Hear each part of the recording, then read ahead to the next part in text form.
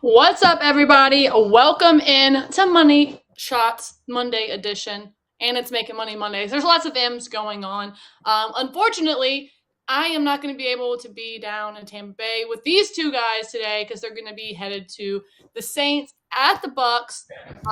And as I alluded to, it is Making Money Mondays. So there's a parlay over in the exclusives tab waiting for you guys. It's Saints plus 3.5, divisional underdogs. It's the under 41.5, and it's Saints over 1.5 field goals. That's right. Two anemic offenses. Very, very slow paced game. It's going to be a snooze fest. Almost like Kelly's game was that she was at yesterday. Let's start there. Kelly's been all over the world. She's essentially Carmen Sandiego. Tell us how your weekend has been.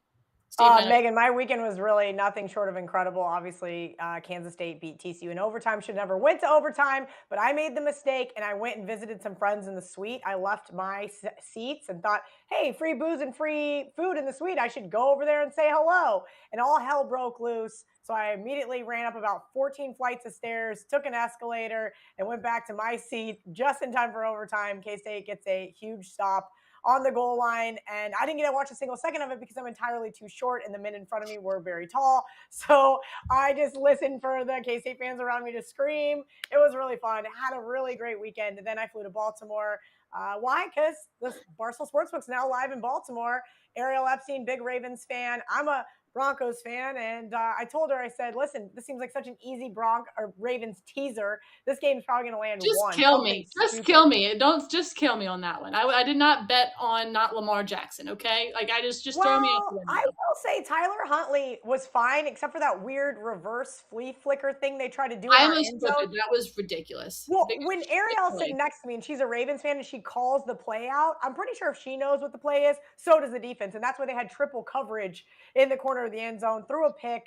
That was pretty much all she wrote for the teaser. But over 3.5 field goals plus 125. The Barstool Sportsbook just said, here you go, Kelly. Here is a gift. It should have hit in the first half, but they ran out of time instead of spiking the ball for a Justin Tucker 55-yard field goal. But we got it right away in the third quarter. Awesome weekend. I'm excited to cap it off tonight with Cheah. Saints at Bucs. I like your over 1.5 field goals for the Saints there, Megan. I also like that you have 3.5, and the Barstool Sportsbook is currently at 3. That hook, I think, could be a little valuable tonight, but Cheah's got a smirk on his face, so I'm pretty sure that he might disagree with us here. That's totally fine. I would expect that from a guy that's been touting a We Dat shirt all day. It's not cool and it's not original. I will say both of those things. And a pirate is not very scary, so I'm really not worried about that. Also, speaking of things that aren't very scary, go on over to the Barstool Sportsbook on YouTube. Make sure you have liked and subscribed. And there is a question going on in the Chizzy chat right now, which is, should Alabama been one of the top 4 to make the college football playoff? Should they? Should they not have? Me personally, as an LSU fan, fuck Bama, but it's okay because as an LSU fan, we also get a bowl. We get the Citrus Bowl, and I'm just telling Kelly this before the game. If you read my opening blog whenever I first joined Barstool, I'm alluded that my dad went to Purdue, so in the first time in LSU's school history. Of course, my dad's dead, so he can't enjoy it. But we get to play Purdue in the Citrus Bowl. So I'm really excited for that. And Stephen Cheah, I know you're excited because you're in your $67 a night Airbnb. Not only are we saving money, hopefully we'll be making some. So what are we thinking about this game tonight? I know we're kind of skipping around here because Monday Night Football is on the bottom of this list. But just before we dive all the way in, as Kelly said, you did have a smirk on your face. So how are we feeling today? Feeling good. I do kind of agree with you guys. I think it's going to be an ugly, low-scoring game, so I do like the under. I put out a parlay myself with an inflated under 50.5 over 3.5 field goals, and then I like the Bucs to win by 7 to 12 points. So that is plus 1,000 in the Barstool Sportsbook. I am aligned with yours. The Making Money Mondays. I just don't love the New Orleans plus 3.5, and the Bucs fan in me will never bet that. Even though it could still be a Bucs win. So yeah, it would still be, you could still get a Bucs W there with that 3.5. And look, it's a parlay right now where you are getting the hook. You're getting 41.5. You're getting the hook there. And of course, big nuts Lutz. Who doesn't love big nuts Lutz, right? Who doesn't love them? All right, let's go ahead and let's talk about the weekend. Besides, obviously, I mean, we can touch on K-State again just because, with Rico, with you mentioning the field Yeah. goals and Rico's Hey. K-State future, y'all are just like swapping each other's bets. Maybe y'all are twins, like he always is I alluding mean, to. congrats to him, Megan. I got 10-1 and 18-1. Good for him. I'm very proud of him. I was a little more hesitant. It took me a little while to start to look at this K-State team. I thought they'd win 8 games. So that was my handicap. My big one was over 6.5 wins, but very happy with them. We'll see how these bowls start to play out. So something I want to touch on, Megan, before we really get into some of the ones I know, Barstool Sportsbook only has the college football playoff plus USC Tulane. Interesting. Tulane only a 2.5 point underdog in the Cotton Bowl has a little bit of my interest. I'm going to do a You little think USC deeper. thought they were going to be playing Tulane? It doesn't matter. I'm telling you about Tulane. When K-State lost to them, why did I tell you they lost? They have the best defensive line in the freaking country. They beat up teams in the trenches, and I'm excited to see how that one's going to play out. But keep in mind, as I mentioned, yes, USC, are they excited to play Tulane? Probably not. They probably thought they should have gotten the college football playoff, but they should have beat Utah if they wanted to do that. That being said, you're going to see a lot of these big name players, guys that are in the running to win the Heisman, guys that are projected, top 5, top 10 draft prospects. Guys are going to start sitting out. There's going to be guys that enter the transfer portal now before these bowl games. So keep an eye. I don't really like to bet these bowls too early just because I need the best of the number, but I also need the best of the information. How crappy does that feel to be holding a Bama -5 ticket right now versus K-State, and then Bryce Young, his backup, 3-0 linemen and 2 wide receivers sit out. So wait till you guys actually get some good intel before you just start hammering away at these games. Yeah, not ideal. Speaking of transfer portal, I want to go ahead and shout out to Coach Prime, man, all the way over in Colorado, putting Boulder back on the motherfucking map. So shout out to Coach Prime. There's we got Booze in the guest 3 spot showing me his titty. It says Coach Prime on it. If anybody wanted to know, he wasn't just showing me his nipple, although free it. But yeah, speaking of Tulane absolutely whipped the shit out of Gus Malzahn and that UCF team. If we want to go ahead and talk about things you were wrong about too, all of us, me, you, and Rico on UNC, what a fucking disaster that one was. Also, kind of want to be mad at you for making me take Purdue because that was a double loss, but I'm not blaming you because I did do it. I put in the bet myself. So can I jump in there really quick? So I was on an airplane to Baltimore during this game, and the good news is, and I get a lot of shit about flying Southwest, is you get free TV, right? And there I am, feeling pretty good with Purdue. And then Jeff Brom just keeps kicking field goals, but he's still covering. Fuck John Harbaugh. What a dickhead. What a dickhead. You already knew he was a dick before all that. But that being said, if I was a coach, I would have done the same fucking thing, Megan. Yeah. I would have been like, you know what? Yeah. We're going to cover the spread. We're going to punch it in. So, it's kind of got me in this, glass case of emotion because I was pissed that I had a Purdue ticket in my pocket that covered the entire game. My glass case of emotion. Cheah, speaking of emotions, how did your college football weekend go? Did you have any bets out there? I know you are usually the NBA, NFL connoisseur extraordinaire, but I'm sure you like to dabble in a little bit of college sports. So how did your weekend go? I don't. So I don't bet college football live. I do cover the NFL draft, but I start all that study once NFL's over. I'm fully NFL, and then I do NBA. We had a rough weekend. Look, you have been killing though at a pretty insane clip. So being able to sustain that is asking a lot. I know you have a very big brain, but the sustainability there is tough. Yeah, we've lost 2 in a row. One of them was a little bit fluky. Our guy got hurt in the second quarter and then came back and was not the same. That's actually a great question I have for you guys. Obviously, I think, with gambling, you get over losses fairly quickly. You'll remember them, but you can move on to the next pick and feel confident about it.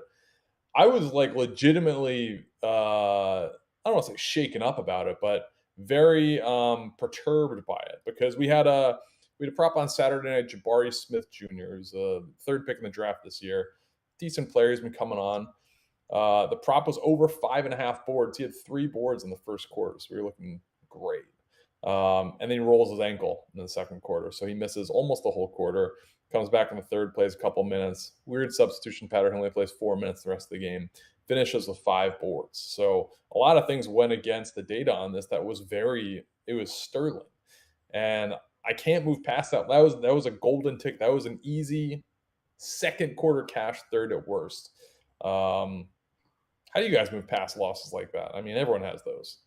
For me personally, I think what helps me is my volume, and that's not the smart Sure. answer because I mean Kelly, how she has her best bets. For example, she fucking had the Raiders +2, completely flipped to -2, and then they still covered both numbers. Like that's fantastic.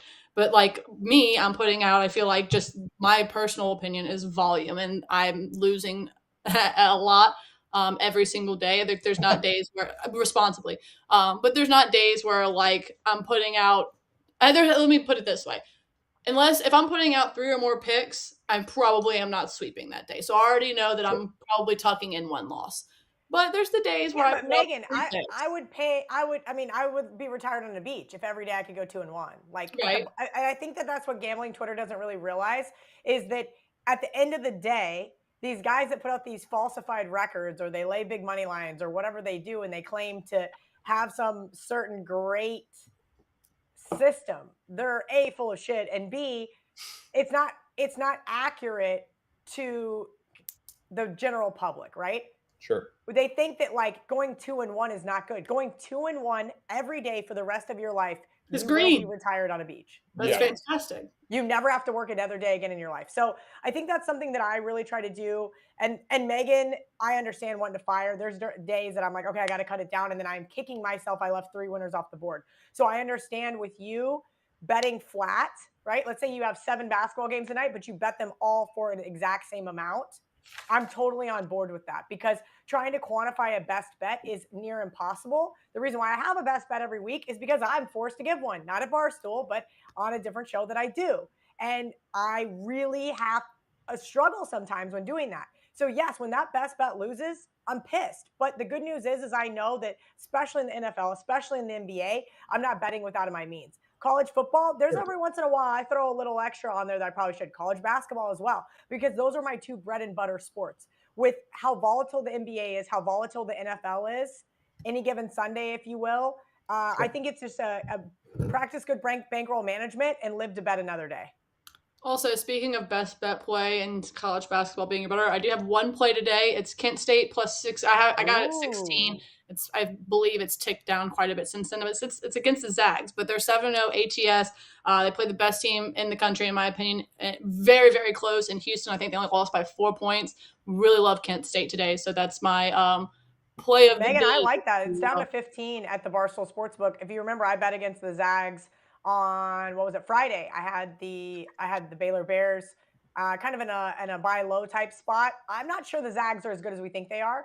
I wouldn't be surprised to see Kent State be able to keep this one close and also look and see who the Jags are playing next because that kind of flat spot, if you will, lost to Baylor, play Kent State, and depending on who they have next in their schedule, which I do not have pulled up.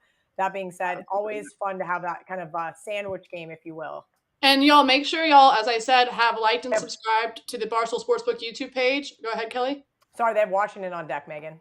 Make sure y'all do that, though, so you can come back and watch these shows. Because if you look right now, Kelly and I have been pretty good in college basketball. Okay, I'm like +5 units right now, and that's with my volume, and that's pretty good. And I've had a really profitable last 2 college basketball seasons, so I'm hoping for another one this season. But let's go ahead and move on to some stuff that Cheah actually is invested in, which is the NFL. Let's kind of do a quick weekend wrap up. Gosh, it's so hard to say. Weekend wrap up. Okay, there we go. So obviously the snooze fest that was the Ravens, Kelly, you were a part of. Dude, the Lions just absolutely dick smacking the Jags. How about that? Trevor Lawrence looked like he was seeing ghosts from the Lions. Crazy. Eagles continue to roll. Deshaun Watson obviously did pretty well. I mean, not like I was rooting for the guy, but They won. He played awful, but They played awful. They did win, but it was because of the running game, Megan. I didn't get to watch the game. That's true. Obviously. And you called that. So good call there with the 2-headed monster in the backfield with That was why I couldn't take the Texans. It was like one of those sharp square sides. Sharp I knew a lot of really sharp guys that I respect on the Texans. I said, I can't do that. I can't trust this team. And also on the flip side, there's no way I'm laying it with the Browns on the road here. Also, I tweeted this, but I think it's a tie in the NFL is absolutely fucking preposterous. Like, we should not have a tie. That's I stuff loved for it. Megan, children. are you kidding me? It's for This is what children. Chay's talking about, those like bad beats. Holy mother of God. I can't believe I got to cash that under. Now my unders ended up going 2-2.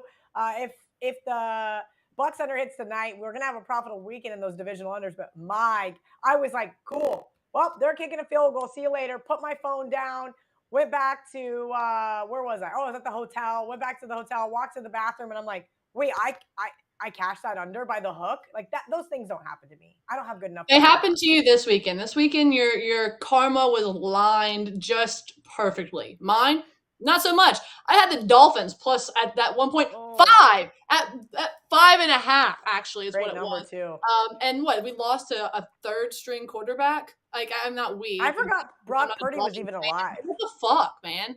Like I know I'm dumb and like I'm like not dumb, but like I know that I'm not the sharpest better, and a lot of the times it's just it's my hobby, and like these are games that I like. It's eye test, but that was just dumb by me. Just dumb. What Steve and Cheah, what happened? I liked Miami in that game too. In all fairness, I know that they're missing both tackles, but I mean they started off the game really hot. They just didn't run the ball, and it came back to bite them. And obviously, with Jimmy G getting hurt, Brock Purdy did a really nice job. And the Bucs are playing the Niners next weekend, so I'm interested to see how he fares. But yeah, Mr. Irrelevant from this past draft class, the last guy taken, ends up winning a game and looked pretty good doing it. Did look relatively good. Also, Bengals did what everyone kind of called they were going to do, which they kind of have owned the Chiefs. A big upset there for Joey B. Fantastic cleats, by the way. I don't know if any of you saw those. They were beautiful. And then the Cowboys just continue to fucking roll. Just absolutely roll. I mean, did y'all see that the tweet from Jeff Saturday from whenever he obviously wasn't the coach, being like, "Wow, the Cowboys really look good." And someone just like exposed him for saying that. Just like that sucks. Like I think it's bad whenever I'm like, say I have a video saying, "Hey, bet this," and then it loses. Imagine me and Jeff Saturday and just be like, well, there's been a couple of tweets that came back to bite in the ass now. Reading those old tweets. Clock management one a couple of weeks ago. Yeah, Megan, the Cowboys look good. I watched that game on the plane home last night. Cowboys will be a slight favorite over the Eagles in the divisional round of the playoffs. So I think it's going to be really interesting. In Philly? 2.5. 2.5, Cheah. Swear to you. I was sending out texts last night to make sure that I wasn't crazy. I got a couple of different guys that agreed with me on that number. Booze is in there saying this is stupid. I'm sure he is with his Philly shirt on. He can get over at the Barstool store because they hate everybody and everybody hates them. I can't wait to go to Philly this weekekend. Like, am I going to get jumped at the game, or like, how does this work? Like, do I need to like how you run your brush up on my street fighting skills? Maybe, but we'll say that for R. There you go. You know, I already know I'm taking my producer buddy that's a big Eagles fan to the game, going to Army Navy Saturday, going to the Eagles at Giants.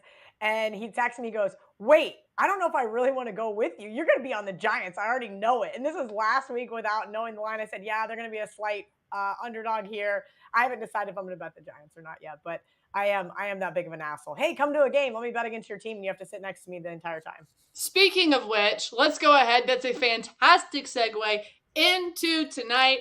Kelly, I kind of feel like you alluded that you weren't picking a side and you were just pussyfooting around saying you were taking the under, which we are all on the under here. Let's just go ahead and admit it. That's not a ballsy play by any means. But Stephen Cheah, you right now, you have boots on the ground. You essentially are.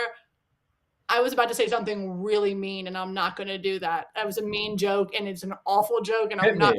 No, I'm not doing it. It's Let's go, Megan. It's one of those jokes that you file in your head away, and you just don't say it. Trust me. Come on. I was on the yak. This is not appropriate. Okay, but your boots on the ground right now. You are the mascot for Tampa Bay, if you will.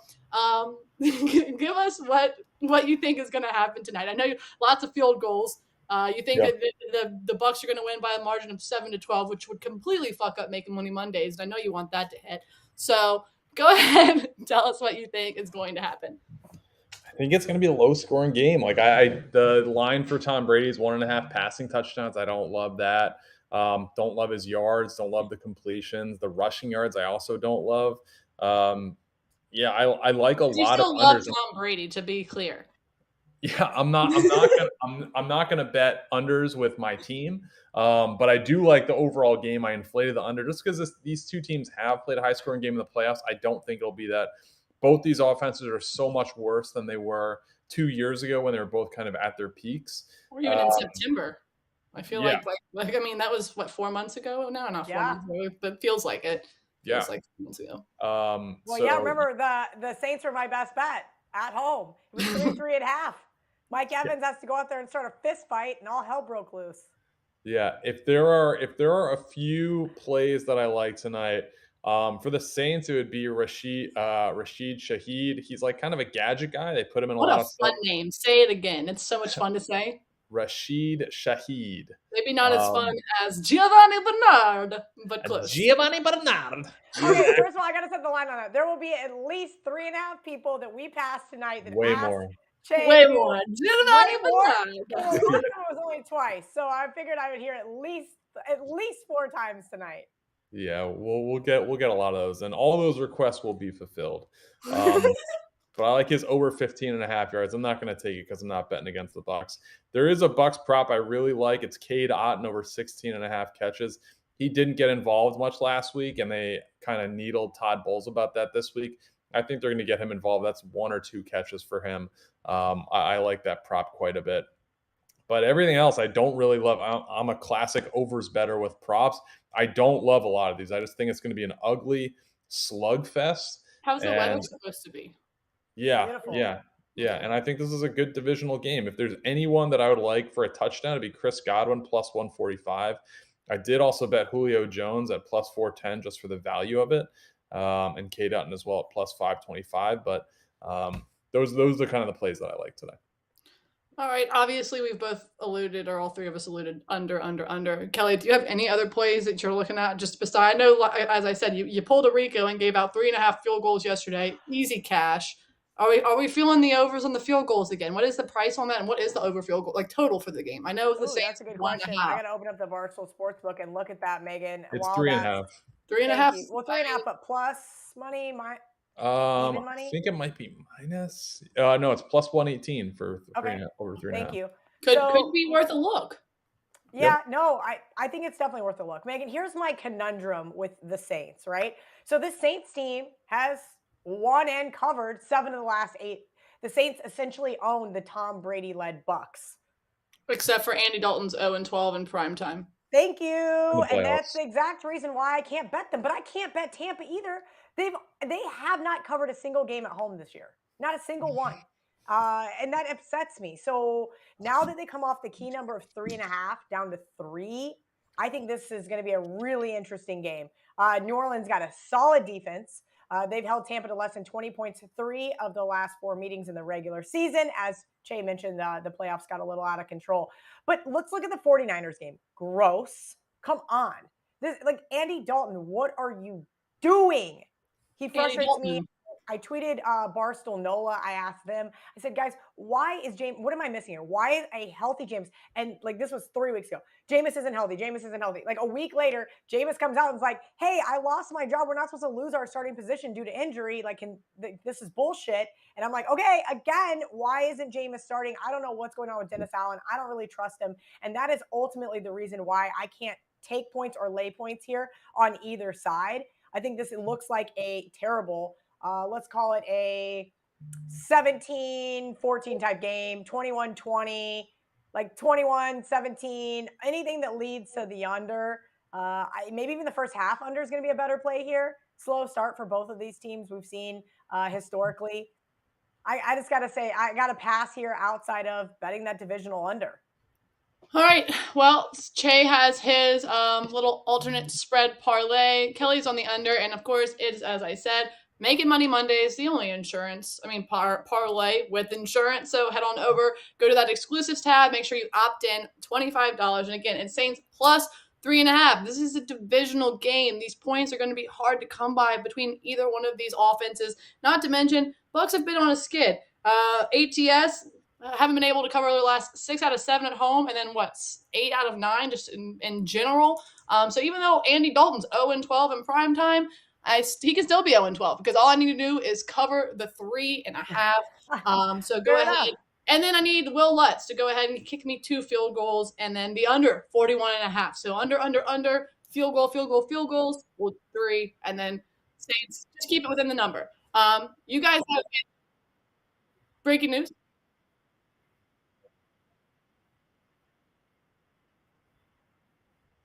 Well, that's great for the Phillies, and I mean, obviously, I lost JV today, but it's okay. He's now going to be a Met. Yeah, come on. Where's the Frank video? I tweeted that like as soon as I saw the news. I'm like, oh, wow, this is gonna be great. Do you guys remember our last ace to go to New York? What happened to him?